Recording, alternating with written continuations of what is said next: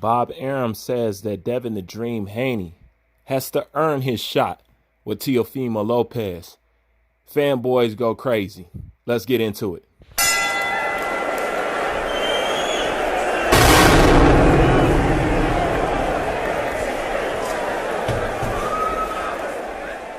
All right, so Bob Arum tells Devin Haney that he has to earn his shot with Teofimo Lopez. He has to prove that he's deserved the shot with Teofimo Lopez. And of course, a lot of fanboys don't like it. Some people are even hollering ducking. As you notice with Teofimo Lopez, they've been trying to put a label of duck on him for any and every reason. Teofimo Lopez is a mirror to the division, and it makes you self-reflect and look at yourself. So that's why a lot of people, and you can admit it now, that's why a lot of people are going out of their way to try to find a reason to attack Teofimo Lopez. I done said this before. The moment he beat Lomachenko, people's hate meter went up. Because, like I said, he's a mirror in the division. He lets you know what you've not been doing, and he lets you know that these people that you so-called hyping up, that you're claiming is this and that they're not doing nothing. All right? Now, when it comes to Teofimo Lopez and Devin the Dream Haney, there's no comparison. And I'm going to tell you why. Because when it comes to these two, Teofimo Lopez in 16 fights has a better resume than Devin Haney with, I believe, 24 fights? Teofimo Lopez has a better record than Devin Haney in 16 fights than Devin Haney has in 24 fights. That's a fact. So why do I call Teofimo Lopez the mirror? Because although I like Devin Haney, I will never gas these boxers up to be more than what they really are. Okay? I can like you, but I will not lie for you, and I will not join the crowd in the delusion of their so-called hyping you up. Devin Haney, to me, I've said it before, a decent little fighter. Devin Haney is nothing special to me. That's not a diss, that's my opinion. He's nothing special. No power. I don't see anything that stands out. If I see something about Devin Haney that stands out besides his attitude and his work ethic, I will let you know, and I'll be quick to compliment it. But the truth of the matter is, in 24 fights, he hasn't done what Teofimo Lopez has done in 16. On top of that, Teofimo Lopez has a better resume with 16 fights than Devin Haney with 24. So let me ask you a question. Why is that? If Devin Haney is the dream and the truth, and he's all these things, all right? And he's all these things, how come when it comes to a comparison of Teofimo Lopez's resume and Devin Haney's resume, how come the guy with less fights has a more impressive, more denser, and a better resume? How? Like I said, Teofimo Lopez is a reflection. He lets you know what these guys are not doing and not achieving and where they are really at in the division and in boxing. This is why people will go out of their way to try to label him this, label him that. Lomosexuals couldn't wait to try to call him a ducker. It come to find out that whole story about Lomachenko giving up half his, it was a lie. Okay? Now, you got these people out here pushing that maybe Teofimo Lopez is ducking to Devin Haney. Let me tell you something. Either that person is leading you astray on purpose, okay? Or they are extremely ignorant about boxing, okay? And don't know shit. Because nobody in their right mind would ever believe that Teofimo Lopez is ducking a Devin Haney. Devin Haney could have did, once again, let me mirror back to Anthony Joshua, Deontay Wilder. Once again, Deontay Wilder could have did what Anthony Joshua did years ago. He had a 5-6 year lead. Okay. When it comes to Devin Haney, if he's all that and what y'all say he is, how come he hasn't done what Teofimo Lopez has done in 16 fights? How come he hasn't done that in 24? Yeah, I know. Anyways, moving on. Okay. How come in 24 fights, Yuriorkis Gamboa is his first step-up fight in 24 fights? Okay, that means Teofimo Lopez's first step-up fight was what? His 14th fight? His 15th fight? Whether you say it's Magdaleno or whether you say it's Nakatani. You know what I'm saying? And if you don't say Nakatani, there's one thing for sure. Comey was a step-up fight. But Nakatani was a step-up fight. Comey was another step-up fight. And then Lomachenko was another ultimate step-up fight. Tell me how come with 24 fucking fights, the best person that he's producing on his resume to prove that he's any bit of shadow of what y'all say he is Yuriorkis Gamboa. And he went 12 rounds with Gamboa.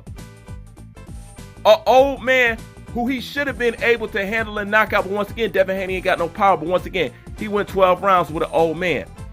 If Devin Haney, the dream, goes 12 rounds with a old, burnt out, nowhere near what he used to be Gamboa, what the fuck do you think he can do inside the ring with a young Teofimo Lopez, a bull? Somebody who has 3 times his strength, twice his speed, and a better skill set, better punch variety, better movement, period. Everything is better about Teofimo Lopez than Devin Haney. Everything. You guys are doing to Devin Haney what you see happen to Daniel Dubois will go end up happening to Devin Haney, and I'm gonna tell you why. Why was it such a drop off for Devin Haney to basically go 12 rounds with Yuriorkis Gamboa? Number one, because the way he hyped himself up, the way he presented himself and how he's this, the judging of other people's fights and being very and extremely critical and saying what he would do, and the hyping of this guy leads you to the point where he went 12 rounds. It was a disappointment. It was a failure simply because of all the hyping. Like I said, if y'all keep these guys honest, there's no steep cliff for them to fall off of because you ain't hyped them up. You know what I'm saying? Up to the clouds. You know, but let's be real. Devin Haney just started showing some kind of power, some kind of dominance in that ring. Okay? Now, y'all all think Devin Haney is better than Gervonta Tank Davis. Yet Gervonta Tank Davis handled his work quicker than what Devin Haney did. At the end of the day, and this is how we're going to sum it up. At the end of the day, you cannot say somebody is ducking somebody who in 24 fights, first step-up fight was an old Gamboa. So when Bob Arum says he has to prove or earn his shot, unfortunately, he's right. Now, as I say in the Duck Commandments, anybody who's saying he needs to earn a shot is a fanboy excuse. And I still stand by that. It's still a fanboy's excuse. There is no clout chasing when you are a belt holder. I still stand by that. The difference is with Devin Haney is this kid has literally been given a belt. So number one, he hasn't earned the belt that he got. He hasn't even earned that in the eyes of the people. So how can you justify letting him get the first run and crack it undisputed? Unfortunately, this is one of those times where you don't have to earn, you have to prove it. And the Yuriorkis Gamboa fight didn't prove nothing to nobody. So at the end of the day, what Bob said, as fucked up as Bob is, he's actually correct on this. And let's be honest, the worst thing that can happen to Devin Haney is him getting sent a contract. Because trust and believe, I know the game. His daddy wouldn't let him sign that shit.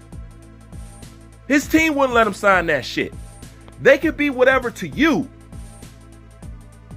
But people who know fights, people who do matchmaking, people who know, they know exactly what I'm saying. They could put on that front to you, but trust me, he wouldn't get no ring with that kid. How? How? If you wrestle around with Gamboa, what you think Teofimo will do to him?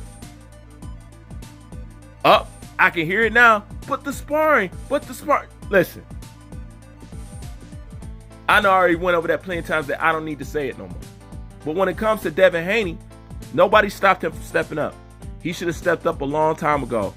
Gamboa is not, should not have been his first step up fight, especially since he's damaged goods.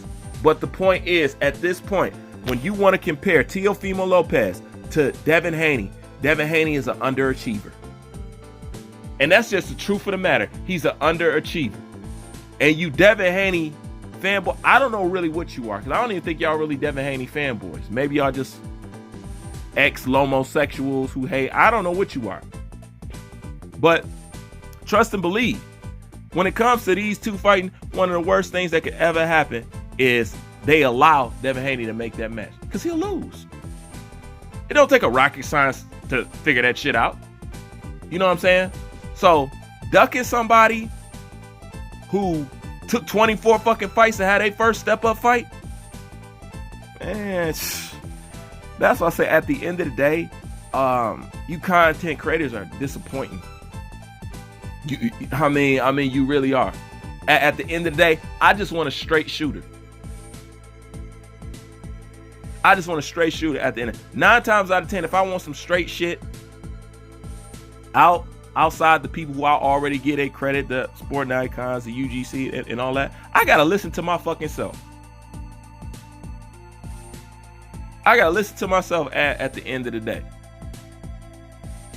Because y'all so much on narrative pushing, it's fucking ridiculous. Why can't nobody just kick that shit just like I kick it? Some days, your subscriber base loves you. Some days they hate the fuck out you. That's what being down the middle is. You should not look to cater to these motherfuckers every single day with every fucking video. Then you're not being accurate. But then again, this is just my thoughts. Y'all go listen to whatever the fuck y'all want. I just know when it comes to me, I find myself watching less and less and less and less boxing channels. And it's a shame, because it used to be one of my favorite things to do. I used to have my people lined up like, yo, this dude coming on, that dude coming on. Where my boy, he ain't put it out. Now, the further I go, the more people I say, nope, I ain't fucking with them. Nope, I ain't fucking with them. Nope, I ain't fucking them. Till it's only down about 4 channels, man. And the people I'm subscribed to, they don't upload that fucking much. You know what I'm saying? So for the most part, I depend on me to entertain me. That's a damn shame. But anyways, just my thoughts. Bruce Van, I'm out.